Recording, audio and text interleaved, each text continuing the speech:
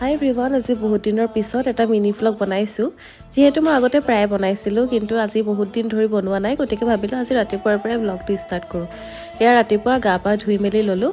তাৰপিছত মই লৈ আহিছোঁ 2 গিলাচ ডিটক্স ড্ৰিংক। ইয়াতে কি আছে সেয়া চাগে আপোনালোকে গম পাইছে, যিহেতু মই আগৰ ভিডিঅ'টো দেখাইছোঁ।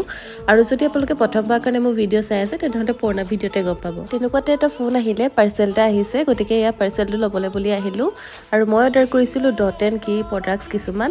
আগতে ছানস্ক্ৰীমটো লগাইছোঁ, বাকী প্ৰডাক্টকেইটা নতুনকৈ ইউজ কৰিম আৰু ৰিভিউ আপোনালোকক জনাম। তাৰপিছত আহিলোঁ মই কেকৰ কামলৈ, যিহেতু আজি মোৰ 2টাকৈ কেকৰ অৰ্ডাৰ আছে। এইটো প্ৰথমটো কেক বনাই আছোঁ আৰু এইটো অলমষ্ট হৈছেগৈ। আৰু এইটো বনাই থাকোঁতে আকৌ নেক্সটটোৰ কাৰণে মোৰ অকণমান বস্তু শ্বৰ্টেজ হৈ গ'ল। কেক বনাই হৈ গ'ল আৰু বস্তু মোৰ শেষ হৈ গ'ল, গতিকে এতিয়া বস্তু আনিবলৈ যাম। তাৰ আগতে আপোনালোকক এইটো দেখাবলৈ আছে, আনবক্সিং কৰিম, ভিডিঅ' বনাম, গতিকে সেইটো ভিডিঅ' আনবক্সিঙৰ ভিডিঅ'টো ইয়াত জইন নকৰোঁ, এক্সট্ৰাকৈ বনাই দেখাম দে মই কি